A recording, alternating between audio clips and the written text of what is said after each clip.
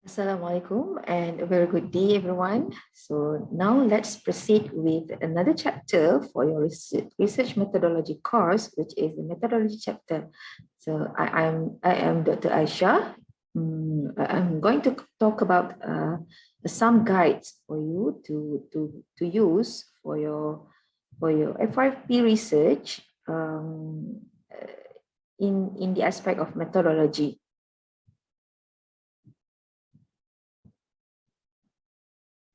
So this is the outline for this chapter with me. So I'm going to briefly talk about what is research, what are research methods and methodology, a bit on research design, and 6 methods of research, which will be the guidelines for you in order for you to complete your FYP for the whole 2 semesters.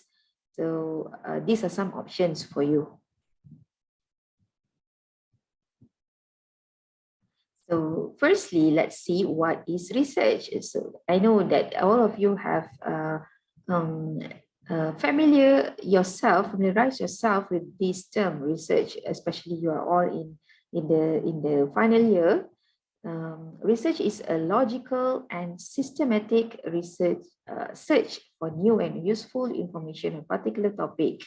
So whatever searches that you have done or you have performed for any particular topic of your interest or for your final year project, that is considered, that is basically a step, one of the steps for your research.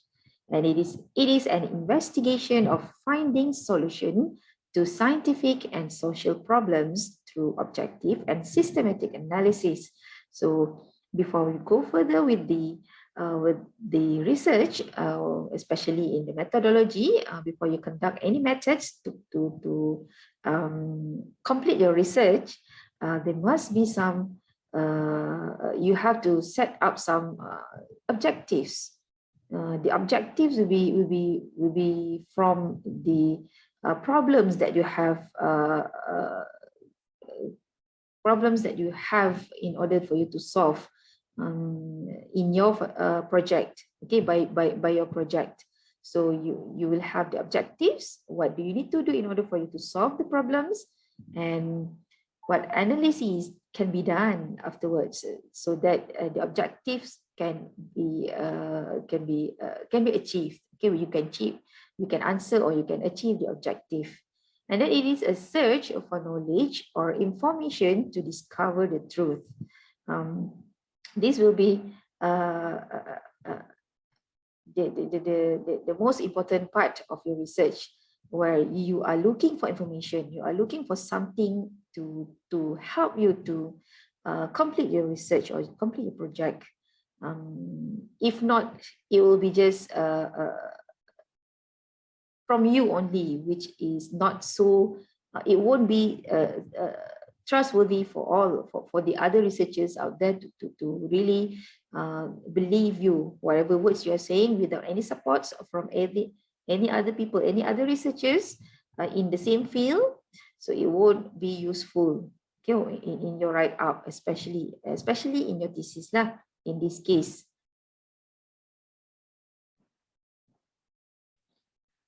All right, research actually can be done through several steps or several ways, which needs a very extensive study and doing some experiments.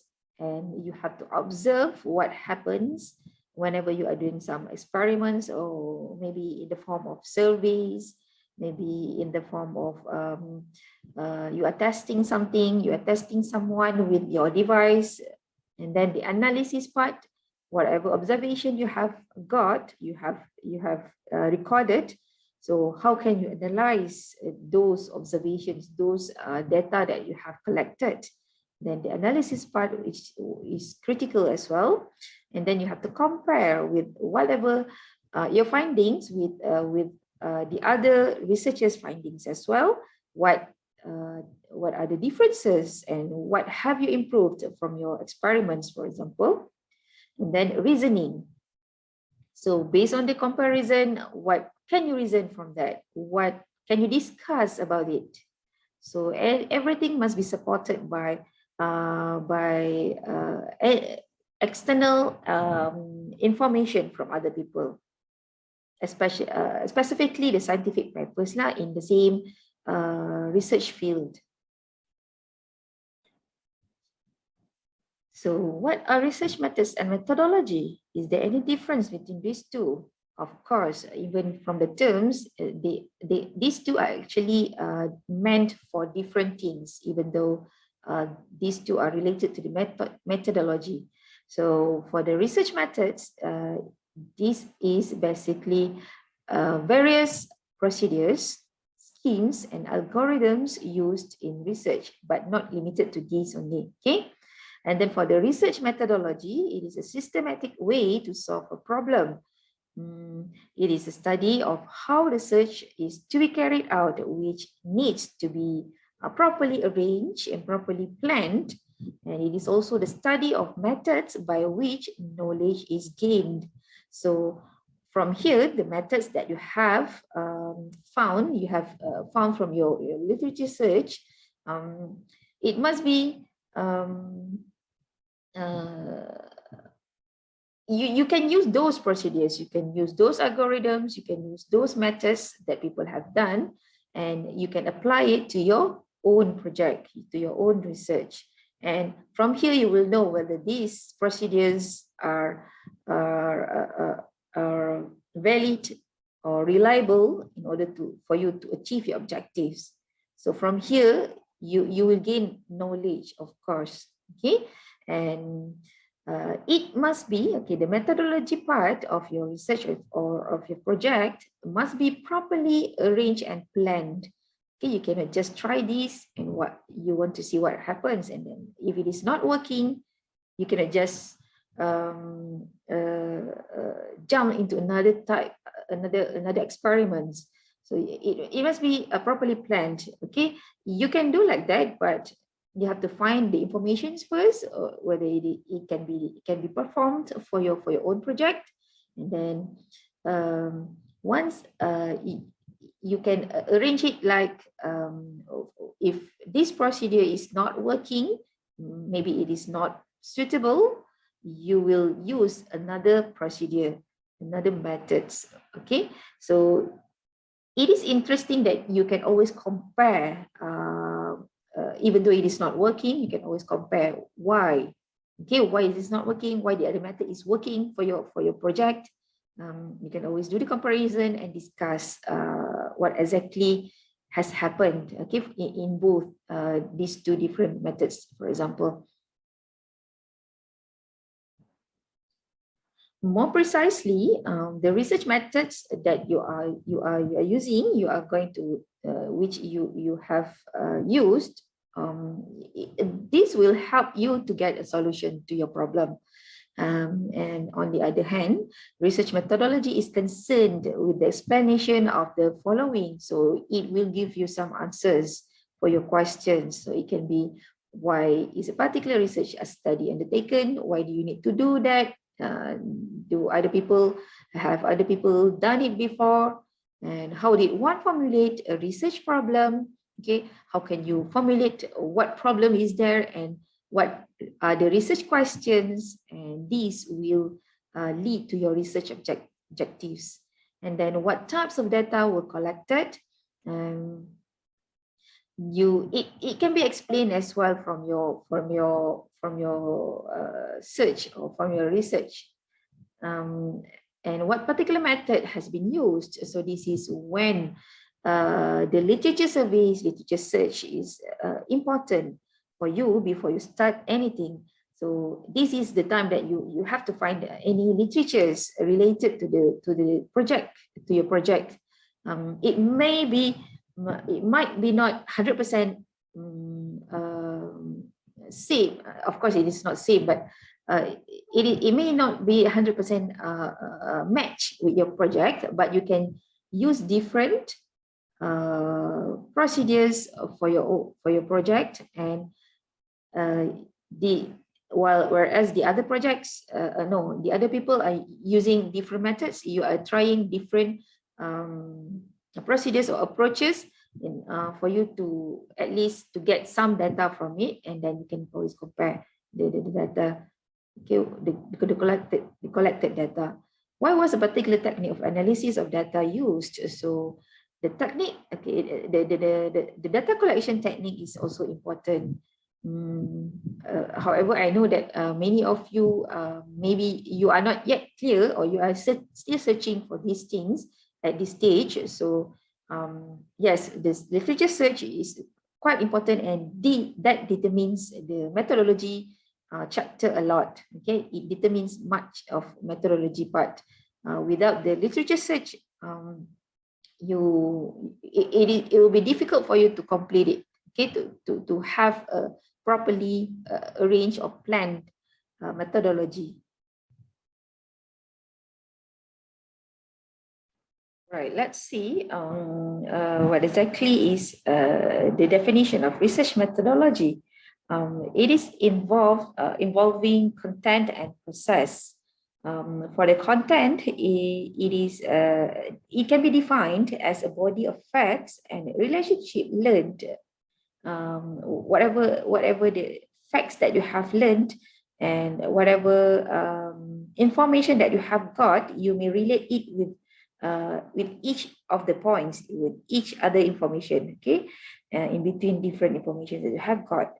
And the process, it is an activity that includes a systematic way of gathering data, determining the relationship, recording, and offering explanation. So the process, like I said just now, in methodology, it is important for you to properly plan what do you need to do, and how can you collect the data, and from the experiments, and how can you relate with whatever experiments that you have conducted. They might be more than one. Surely there are more than one experiments or ways or methods that you're using. So you have to relate it with each other, and you have to show it. You have to document it. Okay, document the relationship between one data that you have got from one experiment with the other data that you have got from the other experiment. So recording part is important, and also explain. Okay, how can you really say that it is maybe it has some side effects? Okay, maybe it has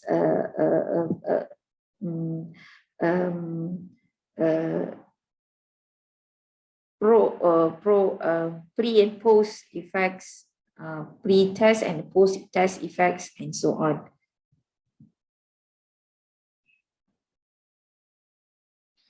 So these are some key considerations that you need to know before you go further with your methodology, before you design more, or before you plan further with your methodology chapter.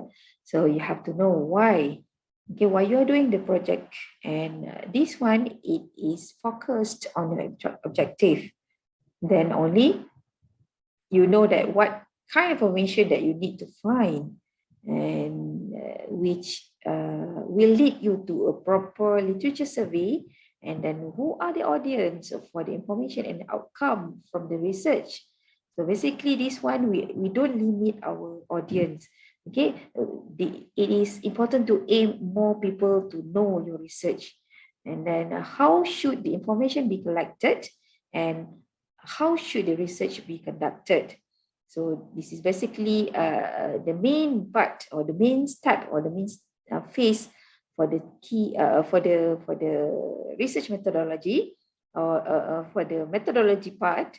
So what should you do in order for you to collect the information, in order for you to collect the data, in order for you to do the experiment? What do you need to prepare, and is the experiment required some additional tools, some additional application approval from someone, especially ethical part. Okay, and then when must the information be collected? So this one, it is important for you to plan properly, plan early, when do you want to do it, when you want to do the experiment, when do you want to collect the data, when do you need to maybe complete it, okay? Complete the experiment, finish the experiments, and do the analytical part, okay? Focus with the analysis chapter. So this chapter will be the determining factor to your study validity. So therefore, it is very important to choose the best methods to answer each of your research questions or each of your research objectives. So how did you collect or generate the data? How did you analyze the data? And good research is when others can repeat. They could repeat or reproduce the results. Okay, let's say if you are going to publish your project, okay, with your supervisor's name and also your own name, the other people also can do the same thing like you have done, and of course they will be getting the same results as well. So this is good research. Okay, you are doing the right thing, you don't lie, okay, you don't just make up things, especially in your paper, so that your paper will only look good. It is not that, okay. In order for you to get more citations about your paper, okay, your paper will get more. In order to get more citation, it is important to have this, okay, the right, okay, the right and correct information. You don't you're not making up things so that it looks so perfect, okay. So just report everything and don't make up, okay. So this is the stages. These are the stages of research. You may do it in a proper flow, okay, in order for you to complete your project. So of course you have selected a topic, and you have to define the problem. I know that your supervisor is just given you some objectives for your topic, for your project title, but you have to define the problem on your own, and then of course, search for information through the literature survey or literature reviews, and you have to critically do the review, not only just accepting whatever people have reported, but you have to reason it. You have to make it rational in relationship with your own project, and then formulate hypotheses from there, where you can just expect something to get for you to gain. If you for example, this problem will be solved like this, okay. And then research design. You have to design your research accordingly, and which methods and what are the methods, what are the procedures, what are the flow, and how can you collect the information from your methods, from your experiments, and do the actual investigation, okay, for once you have designed it, okay. Actual investigation means you conduct, okay, you run the experiment, and then data analysis. So this is important as well. So whatever you have designed, whatever you have conducted, okay, how can you analyze the data afterwards? So everything must be related, or everything must be planned nicely, okay. I know that most of you don't do any lab works. Maybe some of you are having lab work, which can be done after a few weeks of the semester. But even though it is only computer work, okay, computer-based work, a computer-based project, but it is also important, okay. These stages are the ones still applicable, okay, for whatever research you are doing. And then result interpretation. So you must know how to interpret your result. So it is important, this one also, so that people can see, other people who are not in the field also, they can at least know what you're trying to tell people. Okay, what you are trying to tell them. Okay, and then report. So reporting is your write up lah. So report whatever findings you have got and discuss whatever results you have got. And at least everything must be put in the report, must be included in the report, and you have to conclude and so on. So research design, let's move on to research design. It is a systematic approach that a researcher uses to conduct a scientific study. So it should follow a strategic methodology in line with the type of research chosen. So what approach you're using, you're going to use in your methodology part, and it must be in line with whatever types you are using. For example, for social sciences, usually they need some surveys, they need some observation, and they need some data collection, analytical statistics and statistical analyses they need to include as well. So for your project in biomedical engineering, you may do it by some exploratory research and descriptive research, explanatory research, and evaluation research. So these are some of research designs that usually used in the engineering, biomedical engineering field. So but it is not limited to this only. Okay, it can be any other types of research designs, but these are the general form of general categories of research design. All right, for the quantitative research design, it is further divided into 4 categories, subcategories, which are the descriptive design, correlational type, experimental type, and so it could be done by quasi-experimental type. This one, it is for the measuring social variables. So it is involving the real subjects or real situation. For the qualitative research design, basically it can be in exploratory, where you can explore things and then seek answer to the research questions and intends to understand, describe or discover the findings, and could be experimental. So basically it involves several, maybe a few experiments in order for you to observe whatever results from the experiments, and you will record the results and you will discuss about the results. You have to find some reasons lah, why does it happen in that kind of yield, okay, and so on.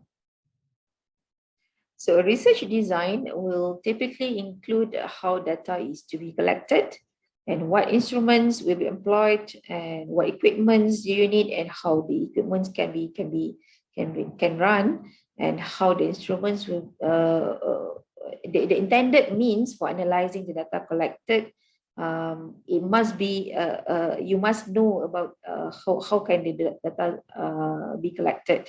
So like I have said just now, so this is another research design categories, descriptive research, which has cross-sectional and longitudinal type of research. And for the explanatory research, it can be in the form of quasi-experimental and living lab. Whereas for the applied science and engineering, so this one, most of us are using this kind of research design. So it's quite straightforward. Okay, let's see one by one. Descriptive research, this involves attempts to describe systematically or a situation where you need a systematic description for this, and a problem. Okay, it can be describing the problem as well, phenomenon, any phenomena, and service, or it can be any programs that you're describing. And information about living condition, it can be about the information about living condition of a community, or it may also describe attitudes towards an issue. So you will ask some questions, and what will they answer? What are their feedbacks? This refers to research that provides an accurate portrayal of characteristics of particular individual, situation, or group. So you may choose who are the subjects, who are the respondents for this. So it may be a group of community. So you have to choose which community you want to have as your respondents, and so on. So this is also known as statistical research. So it involves a lot of statistics lah, for you to analyze. All right, for the example, the other subgroups for descriptive research, you can always do or search or choose in between these types. So we have the cross-sectional type of descriptive research and longitudinal type of descriptive research. For the cross-sectional type or method, it involves different group to be compared at the same time, where you have something to test for that for your experiment. So you will need 3 different groups, for example, group A, B, C, and you do it at one time. Okay, you test it at that particular time only for all groups. So this is the most commonly used, okay, the most commonly used one, and it is considered as more efficient.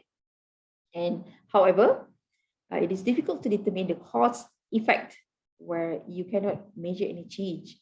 Okay, if let's say you want to see the changes, unless you call these 3 groups again and ask them, okay, after sometimes ask them what changes that they have experienced, once you have tested your theory with them.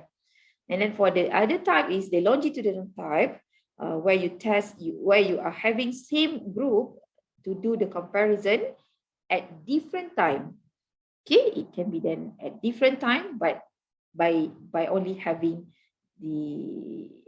testing the same group members. Okay, and this one, it provides a rich source of data, which you can always this group, okay, the respondents or the subjects, they are committed to your study. Okay, so they can always provide you with whatever you want from them. Okay, and however, it is time consuming, because you have to do it many times. Okay, many times, and maybe if you need another group, you have to do the same, okay, the same way as well. Okay, and at different points. Okay, unless you are testing it, you are having other team members to help you. Okay, and it observes cohort effect, where it is really helpful for you to see what are the effects. Okay, let's say if you give them some tools, if you give them some products, they can test it or they can use it, and you can ask them for a feedback, and what does the product really help them in order for them to maybe improve their life quality, maybe. So this is for this purpose, it is okay to use this kind of longitudinal research design. However, even though it is difficult, so just know that it is good one. Okay, it is also good for you to have focusing a particular group at different times. Okay, it depends. Okay, everything is depending on how you are planning your methods. Okay, your methodology part. Okay, for the explanatory research, these are the attempts to clarify why and how there is a relationship between two or more aspects of a situation or phenomenon. So you have to know, okay, you have to find out. And it can be an exploratory research where you need to explore an area where little is known, or to investigate the feasibility of a particular research study, where this is where you need a pilot study, okay? You have to conduct it maybe among 3 to 5 people first, or a pilot study where you have to have pilot experiments for you, so that this is why, okay, it gives you a support, okay, a support point or support information for you to proceed with your methods, okay, with your project. For example, if the pilot study is failed and it's not working, so this is where you can decide whether you need to change your objectives, maybe, okay. So it can be helpful as well by having a pilot study before you continue the project. Okay, these are some subtypes of the exploratory research or exploratory research. You can choose any types of exploratory research. It can be done by quasi-experimental, where you have to see the pre and post test effects. Okay, for example, pre-test, you know that the respondents are healthy, or maybe patients, okay, some patients, and then you are doing some intervention where you're giving them to try some therapeutic things, or maybe some supplements in this case, and what will happen after that, okay, after some time, to that same person. So are there any effects? Are there any positive effects, good effects, or any side adverse effects? So you have to observe it, and you have to report everything and be honest in your reporting, and report and analyze, okay, whatever findings you have got from the pre and post test, okay. And then for the living lab method, it is basically involving the real problems in the real world, okay. You have to have some context, okay. You have to choose what do you want to focus in order for you to solve any problem in this community. For example, maybe among a particular community, like blind people, okay, what do you want to do to help them to improve their life quality, for example. And then you have to select any methods, any tools that you want to do and you want to use, and design the research accordingly. And the implementation, where you can you can test, okay, you can test with whatever solution that you have got. You can ask them to try, okay, ask them to try whether it is really useful, whether it is really helpful for them to improve their life. So and then got them their feedbacks after that. So this is like this is kind of a CDIO, okay, CDIO things. So it must be related to the real world problems, okay.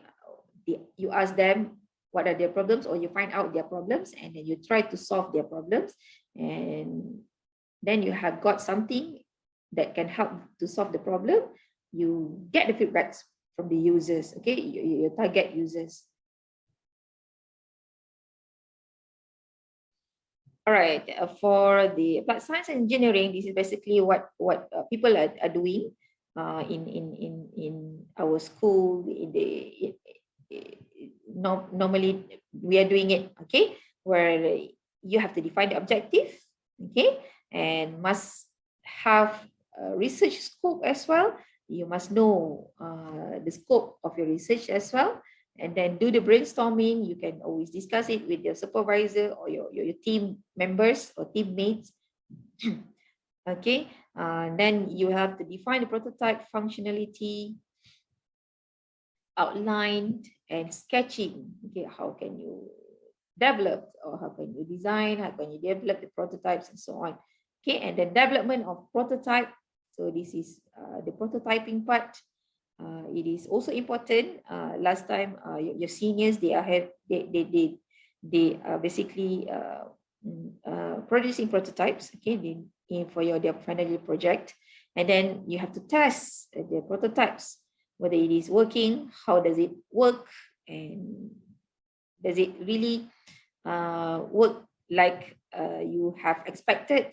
Okay, and then evaluation. Okay, you have to see the functionality of the prototype and how can you optimize everything. Okay, once you have tested it, so everything must be reported and recorded and reported. And let's say if something is wrong, something is not right, you have to again repeat the cycle, and until it is it works. Okay, until it works well, and answer your objectives. Yes, it is. Then only you can conclude your research. Is what about those who are giving you some other results? Yes, you can also use it, and you have to report it. Just report whatever findings, even though it's working, but maybe it doesn't work. It doesn't work well to achieve your another objectives. Let's say the objective number 3.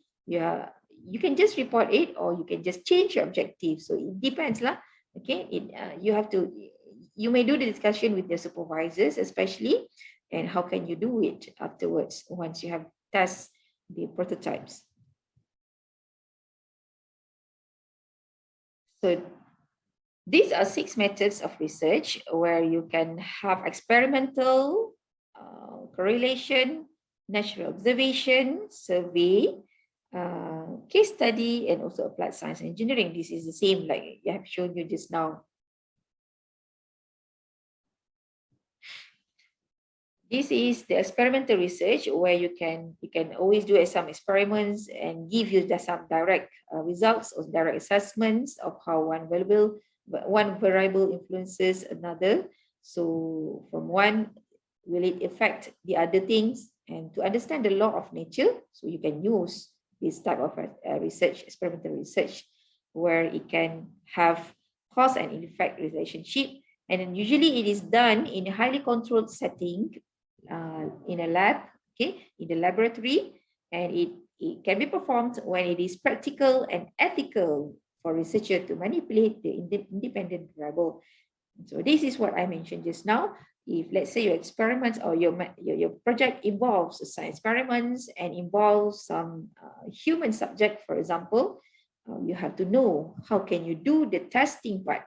Okay, how can you do the how can you get the respondents to test maybe your device? Okay, so these are some criteria that you need to look at beforehand. Okay, which means these 2 to 3 weeks you have to know lah. Okay, either your project needs this kind of approval, ethical approval, or any control experimental in the lab needs to be done. Okay, to achieve your objectives and so on.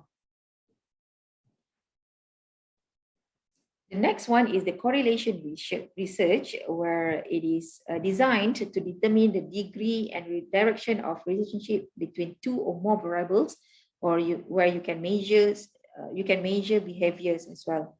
And it can be used as a basic or for any prediction. However, it cannot prove any causation, which means your finding, you cannot say that it is solely caused by your product. Okay, for example, is there a relationship between protein supplement and exercise?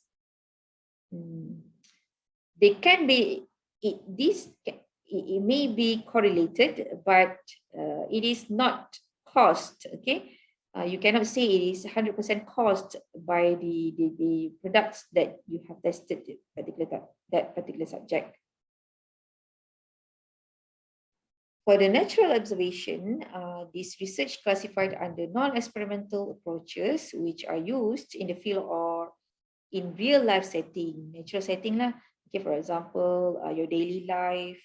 So some experts will be observing what you're doing, and you can set lah what these people need to do, and what these people needs to consider in order for them to observe how do they actually do the things. For example, it can be anything lah. You can observe people working from home, having online classes and so on. It can be those things as well. So the limitation for this type of research is the behavior can only be described, not explained. Okay, you just describe them, and difficult to quote the results in a manner appropriate for statistical analysis. So these are subjective. Okay, it can be, you can have 100 observations, 100 results among 100 subjects, for example. So yeah, basically social sciences involve this kind of research. Then the next one is the survey research. This is useful when researchers are interested in collecting data on aspect of behavior. So basically, you are using surveys to know what people know, okay, what people are thinking, and so on. You can ask about some issues, and they will say something about those issues. And it is used in social and natural science field. And this method is descriptive, not explanatory. So it relies on a self-report of data collection. So you have to have a proper analysis method as well for this, okay, this kind of data from survey. For the case study, it is useful when researcher wants to get detailed contextual view of particular phenomena. For example, like the one that I put here, what do you think about the GST? Okay, when it was implemented, okay, did it increase prices of items or whatever things lah? The side effects from the GST. Okay, it is a descriptive method, not explanatory. It can only involve a single instance of event or phenomenon and may not be representative of general situation. So you cannot just simply generalize the information that you have got, the data that you have got from here, because different individual or different groups of people, they will think it is, yes, it is increasing the price, but some people, they agreed, or they do prefer to have GST. So you cannot generalize these findings. The final one is the applied science engineering, and you know what is the flow just now that I have shown you in the previous slide. This kind of research, it is focusing on applying existing science theories to produce specific products. Okay, this is what you are doing lah. Okay, and it requires creativity and innovative thinking. And however, even though it is having limited research activities, so you have to focus in order for you to have this product. You only focus with these particular methods or these particular procedures on how can you prepare, or how can you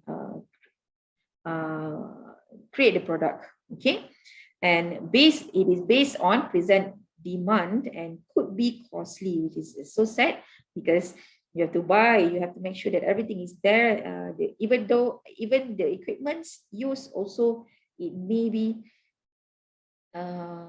costly as well. So that is why before you plan, okay, how can you do some things? What are the equipments that you need for you to do the experiments, for example? Okay, if you are having experiments lah after this, okay, you have to search for the experiments in UTM, especially in our school, whether we have this equipment or not. If not, you have to find it in UTM. So basically, you can always go some other schools or faculties to rent their equipment, okay, to use their equipments, okay, but you need to pay lah some amount, okay. So yeah, it is difficult, but it is highly impactful, okay, this kind of research. So to summarize, to determine what research design and methods for the project, it is important to have well-revised literatures or references. So like I said, I always say that the literatures are important. Okay, these are the ones that determine your methods, especially to answer your objectives, to answer your research questions. And the published researches or papers, they are the best references to choose the most suitable research methods. So you have to take information from what have been done before, and there are no things like you're doing something new, okay, in the world, so you cannot refer to anyone. So you will just use your own, okay, ideas, okay, in order to do your research or your project. So everything is there. You have to search the information and you have to decide, okay. Rationally, you have to decide. Critically, you have to decide what are the most suitable research methods and how can you do it in your own situation or in your own environment. And the main point is logic reason of the research methods chosen for your project. Any limitations? So yeah, these limitations will help you to find something else. Okay, maybe the other researchers, they are just doing it by using these methods, because you can just add on something else to make a different lah, okay, which is also not wrong. Okay, so everything depends. Okay, you have to decide from your literatures and critically view the literatures and take some points, okay, take important points from there for you to decide what are the methods that you need for you to complete the project. All right, that's all from me. I hope this helps your final project, inshallah. If you have any problems regarding your methodology, you can always discuss with your supervisors. Okay. Yeah, all the best for all of you and good luck for your final project. Assalamualaikum and thank you for listening.